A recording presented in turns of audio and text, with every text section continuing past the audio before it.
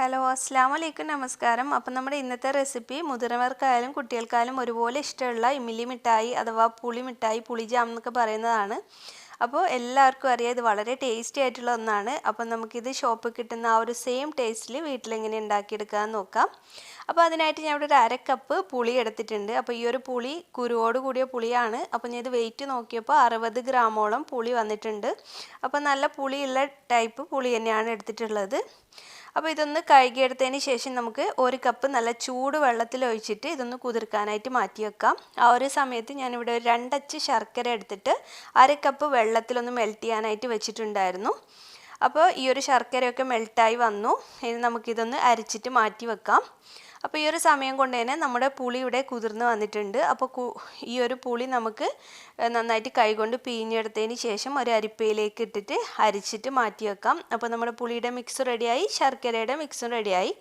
ഇനി ഒരു പാൻ വെച്ച് ചൂടാക്കി അതിലേക്ക് 1 ടീസ്പൂണോളം വെളിച്ചെണ്ണ ഒഴിച്ചു കൊടുത്തിട്ടുണ്ട്. അപ്പോൾ വെളിച്ചെണ്ണ ഒന്ന് നന്നായിട്ട് ചൂടായി വരുമ്പോൾ നമുക്കിതിലേക്ക് ഒരു 1/4 ടീസ്പൂണോളം മുളക് പൊടി ചേർത്ത് കൊടുക്കാം.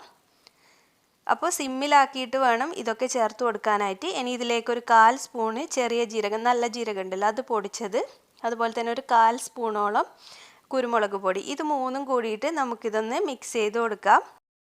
അപ്പോൾ നമ്മുടെ മസാലപ്പൊടികളൊക്കെ ഇതുപോലെ ഒന്ന് ഇളക്കിക്കൊണ്ടേയിരിക്കുക. ചെറിയ തീയിൽ വെച്ചിട്ട് വേണം നമ്മളിത് ചെയ്യാനായിട്ട്, അല്ലെങ്കിൽ പെട്ടെന്ന് തന്നെ കരിഞ്ഞു പോകാനുള്ള ചാൻസ് ഉണ്ട്. അതിനുശേഷം നമുക്ക് ഇതിലേക്ക് നമ്മൾ നേരത്തെ തയ്യാറാക്കി വെച്ചിരിക്കുന്ന ഈ ഒരു ശർക്കര പാനി ഇതിലേക്ക് ചേർത്ത് കൊടുക്കുകയാണ് വേണ്ടത്. അപ്പോൾ അതുകൂടി ചേർത്ത് നന്നായിട്ടൊന്ന് മിക്സ് ചെയ്യുക. ഇനി നമുക്ക് ഫ്ലെയിം കുറച്ച് കൂട്ടി വെച്ചതിന് ശേഷം ഇതൊന്ന് തിളപ്പിച്ചിട്ട് ചെറുതായിട്ടൊന്ന് കുറുകിയതിന് ശേഷം വേണം നമുക്ക് നേരത്തെ ഉണ്ടാക്കി വെച്ചിരിക്കുന്ന നമ്മൾ ഉണ്ടാക്കി വെച്ചിരിക്കുന്ന പുളിയുടെ മിക്സ് ഉണ്ടല്ലോ, പുളി നമ്മൾ നന്നായിട്ട് പിഴിഞ്ഞ് അരച്ച് വെച്ചിരുന്നല്ലോ, അത് ഇതിലേക്ക് ചേർക്കാനായിട്ട്. അപ്പോൾ നമ്മുടെ ശർക്കര പാനി ഒന്ന് കുറുകി വരുന്നുണ്ട്. അപ്പോൾ ഈ ഒരു സ്റ്റേജിലെത്തിയാൽ നമുക്ക് നേരത്തെ ഉണ്ടാക്കി വെച്ചിരിക്കുന്ന പുളിയുടെ മിക്സ് ചേർത്ത് കൊടുക്കാം. പുളി മിക്സ് കൂടി ചേർത്തിട്ട് നന്നായിട്ട് മിക്സ് ചെയ്യുക. അതിനുശേഷം ഫ്ലെയിം കൂട്ടി വെച്ചിട്ട് നമുക്കിതൊന്നങ്ങ് കുറുക്കിയെടുക്കണം. നമുക്ക് ഇമ്ലി മിഠായിയുടെ ആ ഒരു കൺസിസ്റ്റൻസിയിലും കുറച്ച് കുറവായിട്ട്, കാരണം ഇത് നമ്മൾ ചൂട് താഴ്ന്നിക്കുമ്പോൾ കുറച്ചുകൂടി ഒന്ന് തിക്കാവും. അപ്പോൾ ആ ഒരു രീതിക്ക് വേണം നമ്മൾ ഫ്ലെയിം ഓഫ് ചെയ്യാനായിട്ട്. ഫ്ലെയിം ഓഫ് ചെയ്യുന്നതിൻ്റെ തൊട്ട് മുന്നായിട്ട് നമുക്കിതിലേക്ക് 1 ടീസ്പൂണ് ഇഞ്ചി നീര് ചേർത്ത് കൊടുക്കാം, അല്ലെങ്കിൽ ചുക്ക് പൊടി ഉണ്ടെങ്കിൽ അത് ചേർത്ത് കൊടുത്താലും മതി. ഇനി അതുപോലെ തന്നെ ആവശ്യത്തിനുള്ള ഉപ്പ് കൂടി ചേർത്തിട്ട് ഒന്ന് മിക്സ് ചെയ്ത് കൊടുക്കാം. അപ്പോൾ നമ്മുടെ ഇമ്ലി മിഠായി ഇവിടെ റെഡിയായി. അപ്പോൾ ഇത് ഒന്ന് നന്നായിട്ട് മിക്സ് ചെയ്തിട്ട് ഫ്ലെയിം ഓഫ് ചെയ്തിട്ട് തണുക്കാനായിട്ട് മാറ്റി വെക്കാം. അപ്പോൾ നമുക്കിതിങ്ങനെ തന്നെ കഴിക്കാം, അല്ലെങ്കിൽ ഷോപ്പിൽ നിന്നൊക്കെ കിട്ടുന്നത് പോലെ പാക്ക് ചെയ്തിട്ട് കഴിക്കാനാണ് താല്പര്യമെങ്കിൽ അങ്ങനെയും ചെയ്യാം.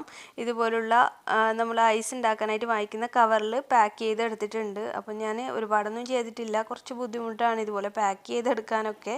അതുപോലെ തന്നെ കുട്ടികൾക്കായാലും നമ്മൾ വെറുതെ പ്ലാസ്റ്റിക്കിൻ്റെ കവർ അവരെ വായിൽ ചെയ്യണ്ടല്ലോ എന്ന് കരുതിയിട്ട് ബാക്കിയൊന്നും പാക്ക് ചെയ്തിട്ടില്ല.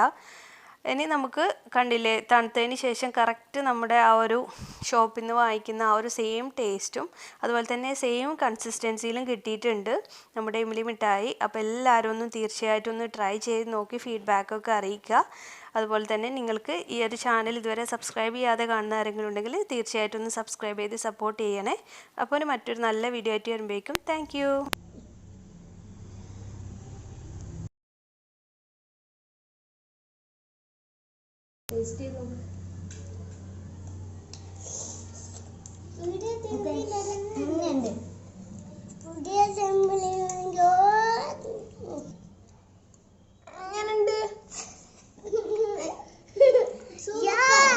Super tasty, yummy.